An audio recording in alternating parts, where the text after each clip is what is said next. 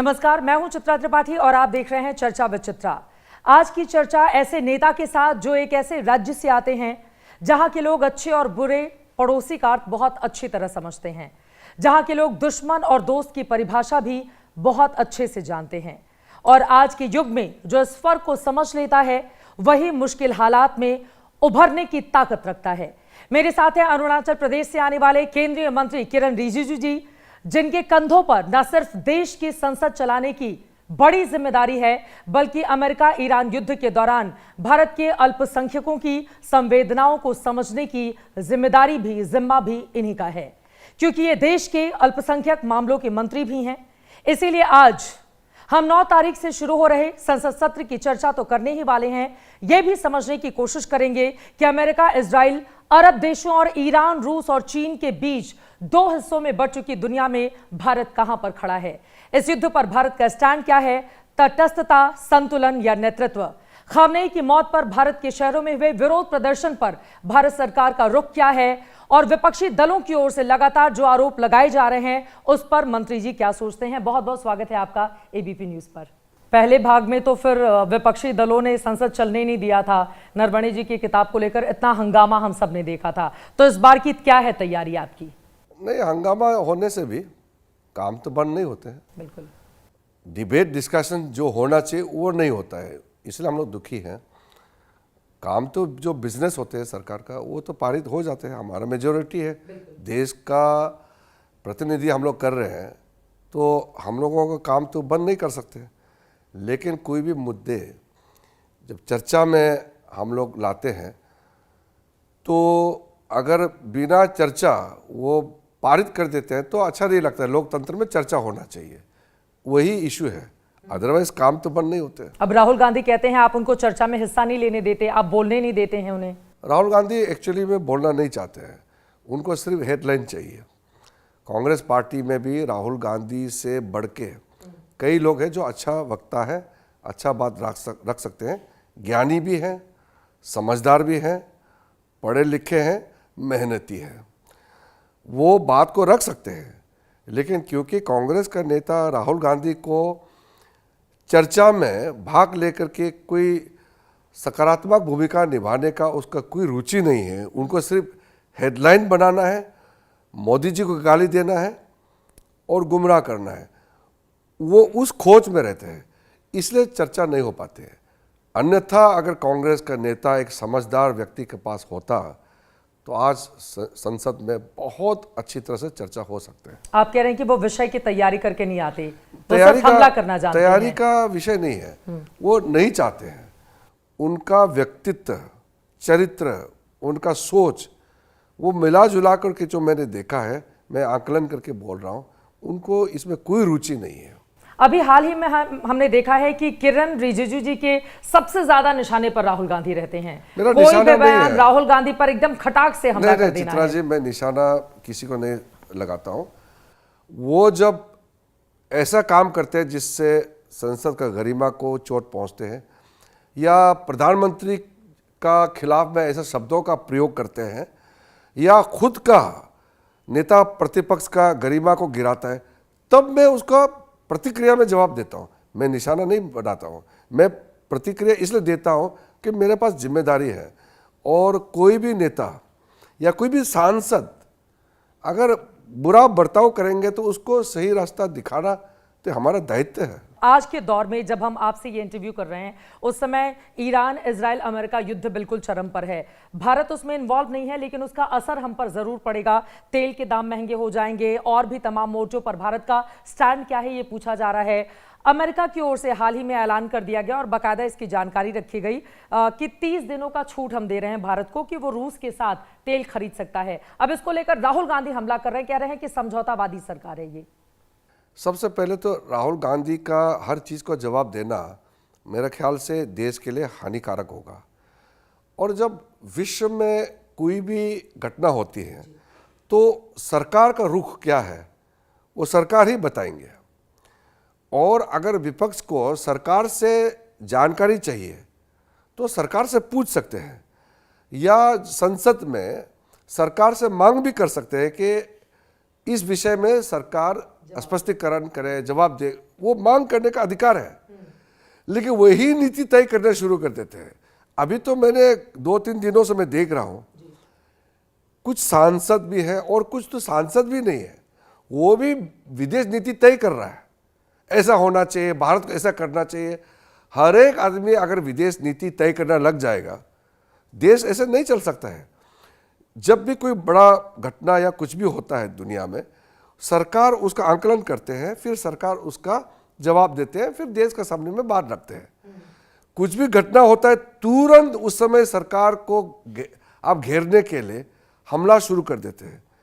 चलो घरेलू मामले जो घर का है उसमें आप टिप्पणी कर सकते हैं, लेकिन अंतर्राष्ट्रीय मुद्दे पर, और वो भी युद्ध का कोई मामला हो, उसमें भारत सरकार का रुख क्या है वो तो भारत सरकार बताएंगे। लेकिन वो कहते हैं संसद में आप लोग बोलने नहीं देते हैं। अगर वो स्पष्टीकरण चाहेंगे संसद में ऐसे तो फिर हंगामा शुरू हो जाता है। ये डिबेट तो खत्म हो चुके हैं कि बोलने नहीं दिया जाता है, ये जो झूठ है ये तो अब पर्दाफाश हो चुके हैं। जो भी संसद में बोलना चाहते हैं नियम तहत ही बोलना होता है, वहां कोई मर्जी से नहीं बोल सकते। संसद में बहस रात 12 बजे तक, 2-5 बजे तक भी बहस हुए हैं। पिछली साल हम लोग का सुबह तक चले हैं, तो ऐसा नहीं है, पार्लियामेंट में चलते हैं। लेकिन एक आदमी जब गलत आरोप लगाते हैं या नियम के विरुद्ध बोलते हैं तो उसका एक सीधा करने का तरीका होता है। लेकिन मेरा ये कहना है कि जब संसद अगर नहीं चल रहा है, तब भी कुछ घटनाएं अंतर्राष्ट्रीय होते हैं तो उसका समय चाहिए सरकार को रिएक्ट करने के लिए, बोलने के लिए, प्रतिक्रिया करने चाहिए। तुरंत आप हमला शुरू कर देते हैं। वो और तो सरेंडर के आरोप लगा रहे हैं कि भारत की संप्रभुता को सरेंडर कर दिया है सरकार ने। इसलिए तो इसका कोई जवाब दे नहीं सकता ना। बोलने का आज़ादी है करके इस तरह का बात बोलेंगे, उसका कोई मतलब नहीं है। आप बताइए, जो बिना सोच के अगर हर वक्त बोलते रहेंगे तो उसका खुद का वैल्यू खत्म हो जाएंगे।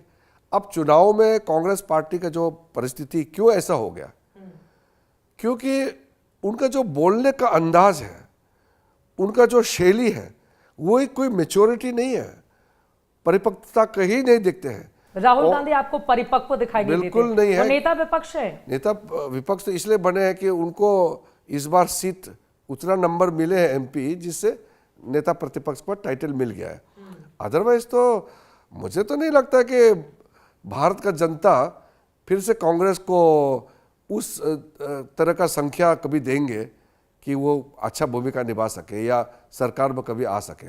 क्योंकि देख लिया ना लोग कि कौन मैच्योर्ड है, कौन इमैच्योर्ड है, लोग देख लिया। अभी हाल ही में आपने प्रेस कॉन्फ्रेंस में ये कहा कि कांग्रेस के कई नेताओं को ऑफ एयर मैं समझाता हूं कि राहुल गांधी को आप लोग बताइए और उनकी बुद्धि बढ़ाइए कि वो देश हित के मुद्दे पर इस तरह के बयान नहीं, मैं वो राहुल गांधी जी को मैं इज्जत देता हूं क्योंकि नेता प्रतिपक्ष है। लेकिन जब उसका व्यवहार जो है नेता प्रतिपक्ष का अनुकूल नहीं है, तो ये भी दायित्व बनता है मेरा कि उसको भी मैं बोलूं। और कांग्रेस में कोई सांसद अगर अच्छा से अपना बात रखते हैं, उसका भी मुझे सराहना करना चाहिए। अगर प्रियंका गांधी जी में कुछ परिपक्वता दिखता है तो उसको बोलने में क्या हर्ज है। आप कह रहे हैं कि राहुल गांधी और प्रियंका गांधी में प्रियंका गांधी बहुत अच्छी नेता हैं, भले ही पहली बार वो सांसद बनी हो। अच्छे नेता है, मैं वो तो नहीं कहूंगा, लेकिन जो उसका व्यवहार है, जो 1-2 परफॉर्मेंस देखा है, उस हिसाब से मैच्योरिटी प्रियंका में थोड़ा ज्यादा है। कच्चे तेल की कीमतों में इजाफा होगा, उसको रोकने के लिए सरकार की क्या प्रतिबद्धता है? बाकी मोर्चों पर हमारा क्या स्टैंड इस समय मौजूदा वक्त? मैं एक चीज कहना चाहता हूँ, दुनिया में क्राइसिस लगातार आ रहे हैं।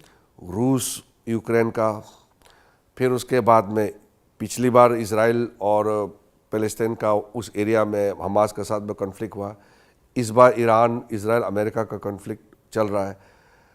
हर बार आप देखेंगे कि मोदी जी अपना देश के लोगों का सुरक्षा के लिए और जो देश से बाहर जो अपने भारतीय लोग हैं उनका सुरक्षा या उनका ठीक ठाक से कैसे रह रहा है उसका निगरानी, और देश में चाहे तेल का हो या बाकी खाने पीने का सामान से लेकर के कोई भी महत्व चीज़ है जो इस्तेमाल करता है लोग, हर चीज़ का मैनेजमेंट बहुत मैच्योरिटी के साथ मोदी जी हल निकलता है और उसका व्यवस्था करता है।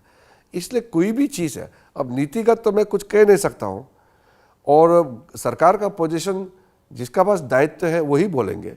लेकिन आश्वासित होना जरूरी है सबको कि मोदी जी के नेतृत्व में सबको ये सोचना है कि हमारा नेता बहुत मैच्योर्ड है, दुनिया में मोदी जी का मान है, सम्मान है, मोदी जी को मानता है, और देश के अंदर में भी सब लोग यकीन है कि मोदी जी के नेतृत्व में कोई क्राइसिस कैसे भी हो उसका समाधान निकलेगा, लोगों का ध्यान रखें। हाल ही में जब इजरायली संसद को प्रधानमंत्री मोदी ने संबोधित किया था, ऐसा करने वाले वो देश के पहले प्रधानमंत्री हैं, उनके वापस लौटने के बाद ये वॉर शुरू हो गया। अब उस पर भी विपक्षी दलों की ओर से लगातार घेरा गया कि क्या उनको पहले से इन्फॉर्म किया गया था या नहीं किया गया था, उन्होंने क्यों देश को गुमराह किया। इस तरह के आरोप भी राहुल गांधी और उनके पार्टी की ओर से लगाए जा रहे हैं। ये जो कांग्रेस पार्टी इस तरह का जो बातें रखता है, मेरे ख्याल से उसको अगर जवाब देंगे तो बात बिना मतलब का बिगड़ेगा और तूल पकड़ेगा, क्योंकि उसमें कोई तर्क नहीं है या बोलने का कोई उनका तमीज भी नहीं है।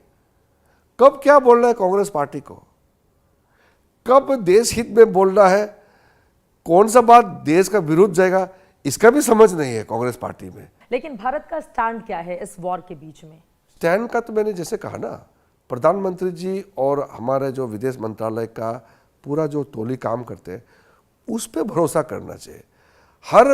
हर लोगों को विदेश नीति में कूद कूद करके बोलने का कोई आवश्यकता नहीं है। और मैं विपक्ष के साथियों को भी कहता हूँ, विदेश नीति सरकार के ऊपर छोड़िए, और बाद में कुछ घटना होते हैं तो बाद में चर्चा हो सकता है, डिबेट होता है, डिस्कशन होता है, उसका रिएक्शन कीजिए। अभी तो वहाँ लड़ाई चल रहा है और इस बीच में कूद कूद करके हर विपक्ष के नेता हर वक्त बयान ही बयान देते जा रहा है। ये तो कोई मतलब ही नहीं है, ऐसा नहीं करना चाहिए। आप अल्पसंख्यक मामलों के मंत्री भी हैं। शिया समुदाय देश में बहुत बड़ी तादाद में रहते हैं और खामनेई की मृत्यु के बाद वो सड़क पर भी उतरे, उनकी ओर से शोक जाहिर किया गया और विरोध प्रदर्शन भी किया गया। इस पर मंत्री जी की क्या है टिप्पणी? हमारे पास कई प्रतिनिधिमंडल आए हैं, मेंबर ऑफ पार्लियामेंट भी आए हैं कि ईरान में जो शिया समुदाय के लोग वहाँ खास करके जो पिछले 1-2 महीने में धार्मिक कारण से जो गए हुए हैं वो वहाँ फंसे हुए हैं, उनके लिए चिंता जाहिर किया है और रिक्वेस्ट भी किया है। विदेश मंत्रालय उसको देख रहे हैं। मैंने आश्वासन भी दिया है कि विदेश मंत्रालय हमारे भारतीय नागरिक जितने भी बाहर में हैं और इस वक्त ईरान में है, उसका भी उनका जो मैसेज है मैंने विदेश मंत्रालय में पहुंचा भी दिया है। असदुद्दीन ओवैसी का आज का ही बयान सामने आया है। उनकी ओर से कहा गया है कि मुसलमानों के प्रति दोहरा भाव रखती है भारतीय जनता पार्टी। ऐसा तो बिल्कुल नहीं है। मुसलमानों के लिए जो हम लोगों ने जो किया है इसके बारे में वो कल्पना भी नहीं कर सकते हैं। कभी बताइए कांग्रेस का कोई नेता मुसलमानों के लिए वोट मांगने के अलावा किया क्या है वो बताइए। मैं मुसलमान नहीं हूँ, लेकिन दायित्व है मैं सऊदी अरब में जा कर के हज के लिए भी मैं एक ऐसा मंत्री हूँ जो मदीना से लेकर के जिद्दा से लेकर के रियाद तक, तैफ तक और हज से लेकर के उम्रा तक का हर एक व्यवस्था को बारीकी से एक एक कहाँ सोना, कहाँ खाना, कहाँ रेल में उठना, कहाँ गाड़ी में, पूरा चीज़ व्यवस्था का काम करना मैंने अपना दायित्व समझ करके किया है। फिर यहाँ में देश के अंदर में कुछ भी चीज़ हो, अल्पसंख्यक मंत्रालय में सारे जो 6 समुदाय हैं उसमें सबसे ज़्यादा संख्या मुसलमान है, लेकिन हमने सबको बराबर देखा। कांग्रेस के ज़माने में तो उनके लिए तो अल्पसंख्यक मतलब मुसलमान, कांग्रेस के लिए तो माइनॉरिटी मतलब मुसलमान। प्रधानमंत्री से लेकर के कांग्रेस के सांसद भाषण में भी बोलते हैं कि मुसलमानों के लिए ही हम लोग हैं, लेकिन किया कुछ नहीं है, किया कुछ नहीं है। अगर आज लिटरेसी रेट में सबसे कम मुसलमान का है तो किसने किया ये? आपको ये पिछले 60 साल से कांग्रेस सरकार ने जो मुसलमानों का जो दुर्दशा मुसलमानों का जो हालात जो है वो किसने ऐसा किया है? मैंने कई मुसलमान लोगों जो मेरे पास आते हैं मैंने बात किया है, और कोई जैसे पढ़े लिखे मुसलमान हैं या मुफ्ती है, जानकारी लोग हैं, उनको भी मैंने कहा है कि मुसलमानों को गुमराह करके कांग्रेस वालों ने गुमराह करके मुसलमान बीजेपी को वोट नहीं देते हैं, तो आप देते भी है तो कम देते हैं। हाँ, कामयाब नहीं हो पाए ना। तो मैंने कहा और कि आप खुद इतने पढ़े लिखे हैं, इतने विद्वान, 3 बार के अब लगातार 2014 से आप मंत्री भी हैं अलग अलग मंत्रालयों के। अब मुसलमान, आपने क्या किया है अब मुसलमानों के लिए? अब मुसलमान सच्चाई देखने लगा है। अब मुसलमान समझने लगा है कि उनका पिछड़ापन, गरीबी का कारण कांग्रेस पार्टी है। क्योंकि जब किसी समुदाय को आप वोट बैंक नज़र से देखते हैं तो आप काम नहीं करेंगे, क्योंकि वो तो एक सामान हो गया, कमोडिटी हो गया, वोट बैंक हो गया। हम लोग तो जब मोदी जी ने नारा लगाया सबका साथ सबका विकास, तो हम किसी जात धर्म को नहीं देखते, सब भारतीय हैं। जो कमज़ोर है आर्थिक रूप से उसको अलग से हम लोग काम करते हैं, जैसे कि एससी है, एसटी है, इकोनॉमी के लिए जो बैकवर्ड है, ओबीसी है, उनके लिए प्रावधान अलग से किया है, वरना सब स्कीम सबके लिए है। लेकिन कांग्रेस पार्टी ने मुसलमानों को बेवकूफ़ बना करके ये कह करके कांग्रेस सिर्फ मुसलमानों के लिए है कह करके मुसलमानों को 70 साल तक इतना गरीबी के नीचे में रखा है। मुसलमानों में आज मुश्किल से 5-10% होगा जो गरीबी के ऊपर में आराम का ज़िंदगी जी रहे हैं। ज़्यादातर मुसलमान गरीब इसलिए है कि कांग्रेस ने उसको वोट बैंक बना के, गरीब बना के रखने में सही समझा है। लेकिन अब तो आपकी सरकार है ना, हाँ, इतने साल 14 से आपकी सरकार है, तो अब ठीक हो उनको रहा है ना? ऊपर लाने के लिए अब क्या तो कर ला रहे रहे हैं? अब सब मुसलमान, हर एक मुसलमान का बैंक अकाउंट खोल गया है, हर एक मुसलमान घर बन गया है, गरीब मुसलमानों का घर बन गया है, बैंक अकाउंट खोल गया है, मुसलमानों को काम करने का लोन मिल रहा है, हर मुसलमान का घर में पानी पहुंच रहा है, बिजली पहुंच रहा है। तो ये ठीक तो मोदी जी के समय में हुआ ना, बिना भेदभाव के काम कर रही है बिना भेदभाव का मोदी जी ने 2014 से जो काम किया, उसके वजह से आज मुसलमानों का गरीबी रेखा से उठने का संख्या सबसे तेजी से और सबसे ज्यादा हुआ है पिछली 11 सालों में। इतना काम करते हैं वो लोग, वोट क्यों नहीं करते? अभी देना चाहिए। मैंने कहा, मैं अभी 2-3 जगह मीटिंग करके आए हैं, मैंने कहा कि मुसलमानों को अब समझना चाहिए कि कांग्रेस को वोट देकर के इतने सालों तक बहुत भूल काम किया है।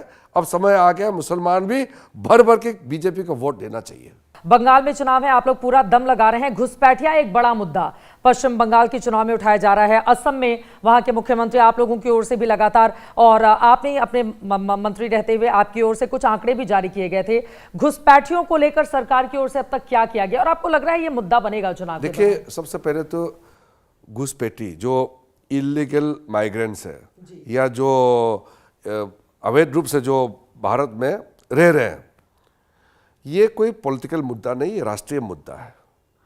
ये तो हर एक पार्टी को मिल करके सोचना चाहिए था, क्योंकि संविधान है ना। संविधान में भारत में कौन रह सकते हैं? भारत के नागरिक। अगर बाहर से कोई आता है तो वीज़ा पासपोर्ट लेके आना चाहिए, ये तो संविधान का प्रावधान है। अब जब अवैध रूप से इतने लोग घुस गए हैं तो इसका मतलब है कई सालों से ये लोग अवैध रूप से आ रहे थे।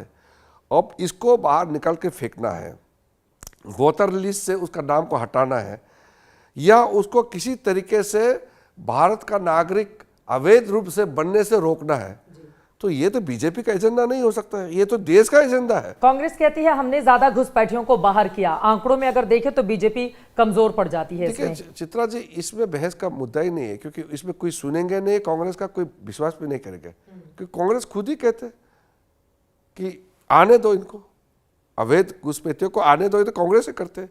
ये इनका पासपोर्ट नकली बना करके, उनका वीज़ा बना करके या उसका कार्ड बना करके, उसका नकली पेपर बना करके उसको लाने वाला तो कांग्रेस लोग हैं। बिहार लेकर आ जाती हूँ। बिहार में इतना बड़ा फेरबदल कर देगी भारतीय जनता पार्टी, इसकी किसी ने कल्पना नहीं की थी। अब बताइए, नीतीश कुमार राज्यसभा आ रहे हैं, बीजेपी अपना मुख्यमंत्री बनाने जा रही है।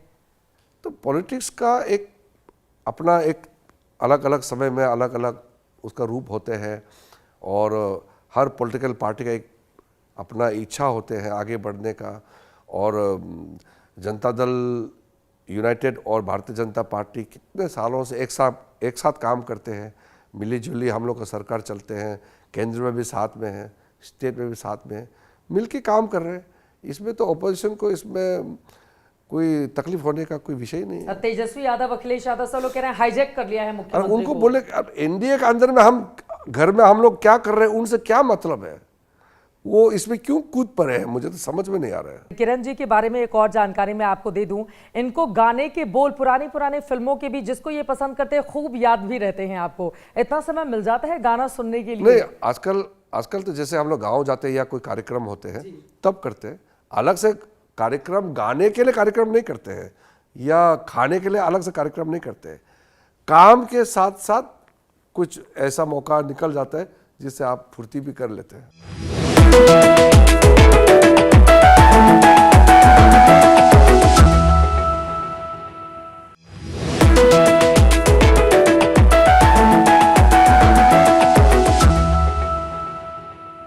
हमारे देश में करोड़ों ऐसे लोग हैं, गीत जिनकी जिंदगी का हिस्सा है, तो उन लोगों की ओर से डिमांड की जा रही है कि जरूर आप सुने, क्योंकि आप बहुत अच्छे सुर में गाना गाते हैं। तो जो भी आपका पसंदीदा हो, क्या सुनाना चाहेंगे? ये 1973 में बहुत अच्छा फिल्म उसमें आए थे, डेनी डेंजोंगपा और संजय खान, जीनत अमान। तो मैंने बचपन में ये फिल्म देखा था। जैसे एक स्टेंजा है जी। क्या जाने कोई किस पल किस मोड़ पर क्या बीते, इस राह में ए राही हर मोड़ बहाना है, संसार की हर शेखा इतना ही फसाना है, एक धुंध से आना है, एक धुंध में जाना है। बहुत अच्छा, बहुत सुंदर। ऐसे आप ही बहुत सुर जिंदगी में है। गाते हैं। स्पोर्ट्स में भी आपकी खूब रुचि है, कॉलेज के दिनों से लेकर आज तक। अभी हाल ही में एक और वीडियो जो अभी भी वायरल होता रहता है राहुल गांधी के साथ, उन्होंने कहा था कि मेरे घर पे आइए, और उन्होंने इनवाइट किया था आपको एक्सरसाइज के लिए। और वो तो हल्के फुल्के में राहुल जी हम लोग एक साथ आ रहे थे, तो हेल्थ के बारे में, फिजिकल फिटनेस के बारे में बात करते करते उन्होंने मुझे इनवाइट किया कि मेरे घर में आइए, हम दोनों वहाँ जिम करेंगे। तो हमने मजाक से बात किया था। तो आप गए या नहीं गए? नहीं, मैंने गया नहीं है। मैंने उसको बोला कि नेता प्रतिपक्ष के घर में अगर मैं जिम के लिए जाऊंगा तो मुझे डर लगता है। तो आपने वैसे भी बुला ली मजाक में होता कि आप आ जाइए उतना हमारे समय घर तो पे। मिलता नहीं हम लोग को वैसे भी। चलते चलते अब चूंकि आप युवाओं के लिए प्रेरणा स्रोत भी हैं, और आपकी जिंदगी भी यकीनन आप जहां से आए और देश के लिए काम कर रहे हैं, उनके लिए क्या संदेश होगा किरण जी का? देखिए, युवाओं के लिए मेरा एक बहुत सालों से मैं एक ही संदेश को देते आ रहा हूँ, जिंदगी को जीना चाहिए। आज के युग में कई चीज़ें हैं जो आपको बिगाड़ सकते हैं। जिंदगी को जीना चाहिए और तरीके से जीना चाहिए, और आप देश के लिए काम आना चाहिए।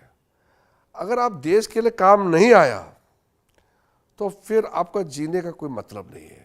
बहुत बहुत धन्यवाद आपका एबीपी न्यूज से जुड़ने के लिए और साफगोई से हर सवाल का जवाब देने के लिए। केंद्रीय मंत्री किरण रिजिजू को आप सुन रहे थे। उनकी परीक्षा एक बार फिर से 9 तारीख से शुरू होने वाली है, जब बजट सत्र का दूसरा चरण शुरू होगा। लेकिन अंतर्राष्ट्रीय स्तर पर जो हलचल इस समय देखने को मिल रही है, इनका यही कहना है कि नरेंद्र मोदी हैं तो सब कुछ मुमकिन है, शांति है, और उस शांति स्थिरता के साथ देश आगे बढ़ रहा है। प्रधानमंत्री पर सभी को भरोसा करना चाहिए। राहुल गांधी को भी आप सलाह देते हुए कि आप कम बोलेंगे तो शायद आपकी पार्टी के लिए ज्यादा अच्छा होगा। इनकी सलाह को राहुल जी कितना मानेंगे, इस पर भी हमारी नजर बनी रहेगी। अभी के लिए दीजिए इजाजत। देश और दुनिया की तमाम खबरों के लिए आप देखते रहिए एबीपी न्यूज।